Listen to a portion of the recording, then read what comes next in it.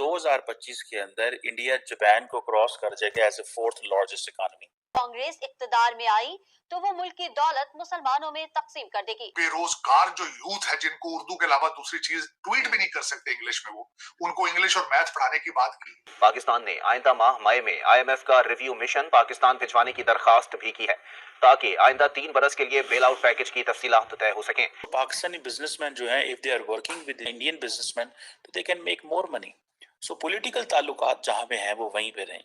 Let's not talk about Kashmir, let's not talk about other things, but let's talk about business. जय हिंद दोस्तों, भारत की economy को लेकर कई रिपोर्ट सामने आई हैं जिसमें अनुमान लगाया गया है कि भारत कब तक दुनिया की तीसरी सबसे बड़ी इकोनॉमी बन जाएगा। IMF ने भी भारत की इकोनॉमी को लेकर एक भविष्यवाणी की है। IMF का कहना है कि भारत अगले साल तक जापान को पीछे छोड़ देगा और दुनिया में चौथी सबसे बड़ी इकोनॉमी बन जाएगा और भारत की GDP 4.33 ट्रिलियन हो जाएगी, जबकि जापान की GDP 4.31 ट्रिलियन होने का अनुमान है। दोस्तों, एक तरफ जहां पाकिस्तान भीख का कटोरा लेकर दुनिया में भीख मांग रहा है, वहीं भारत लगातार नए लक्ष्य हासिल कर रहा है, जिसमें भारत के प्रधानमंत्री मोदी जी का बहुत बड़ा हाथ है, क्योंकि लगातार भारत सरकार मेक इन इंडिया जैसी योजनाओं को बढ़ावा दे रही है, जिसका रिजल्ट अब सामने आने लगा है। लेकिन पाकिस्तान की हालत बीतते वक्त के साथ खराब होती जा रही है और पाकिस्तान कंगाली की नई दास्तान लिख रहा है। 2025 के अंदर इंडिया जापान को क्रॉस कर जाएगा as a fourth largest economy.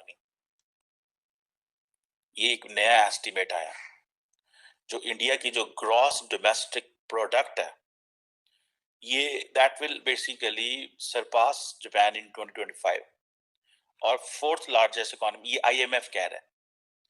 पिछली प्रोजेक्शन ये गलत थी, वो कह रहे हैं जो पिछली प्रोजेक्शन थी वो और थी, वो 27 तक थी।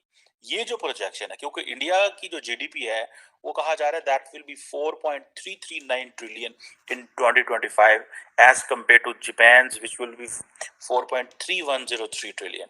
सो वो 25 में क्रॉस करेगा। ये है इन केस अगर इंडिया के अंदर कोई सेटबैक नहीं होता, अगर प्राइम मिनिस्टर मोदी जो है he stays in power and he comes back in power. याद रखिएगा, बिकॉज इस वक्त हर बंदा इंडिया में एक ही बात कर रहा है, 75% पॉपुलैरिटी रेट है, ये है वो है, नरेंद्र मोदी पावर में आएंगे, ये होगा वो होगा। लेकिन अगर ऐसा नहीं होता तो देन ऑब्वियसली चीजें चेंज भी हो सकती हैं, बिकॉज जब नई हुकूमत आती है, नए फाइनेंस मिनिस्टर, नई पॉलिसीज, नया कुछ, नई डीलिंग्स, बहुत कुछ ऐसा होता है। सो इस सिलसिले में सेटबैक हो सकता है। लेकिन सिंस ये बात चल रही है कि प्राइम मिनिस्टर मोदी ने ही पावर में आना है, तो this is going to be huge win for India. और ये जो IMF का फोरकास्ट है वो ये था, सॉरी, जो अक्टूबर में था पिछले, वो था कि इंडिया जो है वो जापान को 2026 में क्रॉस करेगा, जर्मनी को 2027 में क्रॉस करेगा। सो 26 और 27 था। सो प्राइम मिनिस्टर मोदी के जो अगले 5 साल हैं, द नेक्स्ट 5 years, इंडिया जो है is going to be the third largest economy in the world. ये जो बात है वो की जा रही है। सो ये आप समझ लें कि अब जर्मनी जो है वो 2023 में चौथी बड़ी इकोनॉमी बना था, सॉरी तीसरी बड़ी इकोनॉमी बना। अब इंडियन जो रुपया है वो बहुत हद तक कहा जा रहा है कि इट रिमेन बैलेंस में रहा है, ठीक है जी। और इसमें सुनने में आया है कि जो रिजर्व बैंक ऑफ इंडिया उन्होंने इंटरवेंशन किया।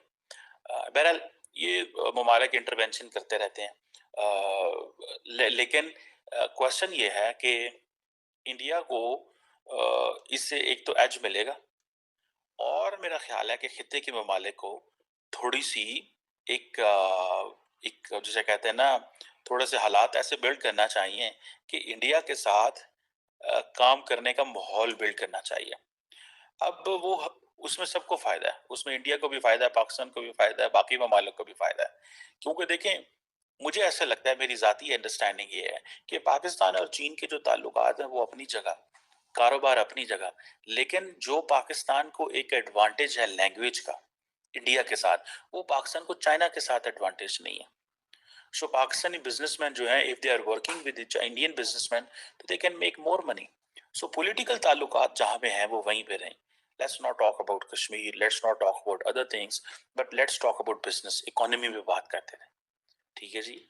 और अब इंडिया जो है वो इकोनॉमी तो अपनी जगह, लेकिन कहा जा रहा है कि इंडिया जो है it is going to be another AI hotspot. एक विनोद खोसला है, एक वेंचर कैपिटलिस्ट है सिलिकॉन वैली के अंदर, वो ये कह रहे हैं कि इंडिया जो है वो आर्टिफिशियल इंटेलिजेंस इनोवेशन के अंदर जापान जापान एंड इंडिया ये नेक्स्ट एआई हॉटस्पॉट है। ठीक है जी। और ये जो खोसला साहब की जो खोसला वेंचर्स है, ये बड़ी पुरानी एआई के ऊपर काम कर रही है। इन्होंने रिसेंटली को $3 बिलियन का काम भी वो किया था, इन्वेस्टमेंट भी की थी इसमें। लेकिन द क्वेश्चन इज कि ये जो एक रीजनलाइजेशन हो रही है, देखिए इसी चीज का तो अमेरिका फायदा उठा रहा है। ठीक है कि वो कहते हैं ठीक है इंडिया जो है वो एक तो वहाँ पे एक लोकल आप ये समझ लें कि इकोसिस्टम मौजूद है। पाकिस्तान को परमानेंट पांव पे किस तरह खड़ा करना है। ये जो पैसे लेके आ रहे हैं तो सिर्फ लूटने के लिए है। ये तो सिर्फ एक खास तबका जो ब्रिटिश एजेंट है आपके, चाहे वो ब्यूरोक्रेट है, चाहे सियासतदान है, चाहे जज है, एस्टेब्लिशमेंट, जो ये तो ऊपर का तबका जो एची सोनियन है ग्रुप, वो तो इसको पाकिस्तान पहुंचने नहीं देगा। वो तो लूट के यहीं से खा पी के तो बस बड़कार मार जाएंगे वो, क्योंकि ये 26वां है या 25वां प्रोग्राम है आईएमएफ का। ये पहला प्रोग्राम तो है ही नहीं। पहला प्रोग्राम तो आपका अमेरिका से 1950 में आपने $6 लाख लेके खा गए थे आप, उसके बाद आप रुके ही नहीं। मुझे ये बताए परमानेंट बेसिस के ऊपर पाकिस्तान की इकोनॉमी को खड़ा करने के लिए आपके पास क्या प्लान है? कोई प्लान है? किसी के पास कोई प्लान मौजूद नहीं। कर्जे ले रहे हैं, बेच रहे हैं। अपने एसेट्स को बेचना आप इकोनॉमी कहते हैं, कर्जा ले लेना इकोनॉमी का, उसका इकोनॉमी के साथ क्या रिलेशनशिप है? लेकिन ये पता नहीं क्यों नहीं पाकिस्तान में कोई तवज्जो दे रहा इस चीज के ऊपर कि परमानेंट बेसिस पे किस तरह चलाया जाएगा पाकिस्तान। फर्क नहीं पड़ता ना, ये पैसा लेंगे भाग जाएंगे, फैमिली स्पेलिंग के बाहर है। ये तो रूटीन है ना, ये तो रूटीन चल रही है। फ्रॉड है, धोखा है, फ्रॉड है। ठेके देंगे, ठेकों से खा जाएंगे, वहां बनेगा कुछ नहीं। कागजों में हॉस्पिटल बन जाए, कागजों में यूनिवर्सिटियां बन जाएंगी, सारा कुछ बन जाएगा। तो पहले ही हो रहा है यहाँ पे, ये कोई नई बात तो नहीं है। लेकिन नई बात क्यों नहीं को कर रहा पाकिस्तान कि पाकिस्तान के लिए देखें हमें इस चीज की जरूरत है कि बच्चों को पढ़ाएंगे हम। किस तरह कौन करेगा? दुश्मन के बच्चों को तो पढ़ाने के लिए बड़े तैयार होते हो तुम लोग, अपने बच्चे पढ़े हुए दुश्मन, हम जैसे दुश्मन मानते हैं उनके बच्चे अच्छा खासा पढ़े हुए। भाई पढ़े ना पढ़े, उनकी इकोनॉमी आपसे बेहतर है। दुश्मन के बच्चे अब आपका मजाक उड़ा रहे हैं दीवार के दूसरी तरफ पे खड़े होके। वो कहते हैं देखो यार ये कैसे लोग हैं, ना तो वो आपको पूरा मुसलमान समझते हैं। वो कहते हैं वो क्या उनके देखिए टीटीपी की क्या डिमांड क्या है। टीटीपी कहता है कि ये पाकिस्तान, इनको मुसलमान करना है, हमने यहाँ पे शरिया एनफोर्स करनी है, ये उनकी डिमांड है। उनका तो आपके साथ झगड़ा ही सिर्फ ये है।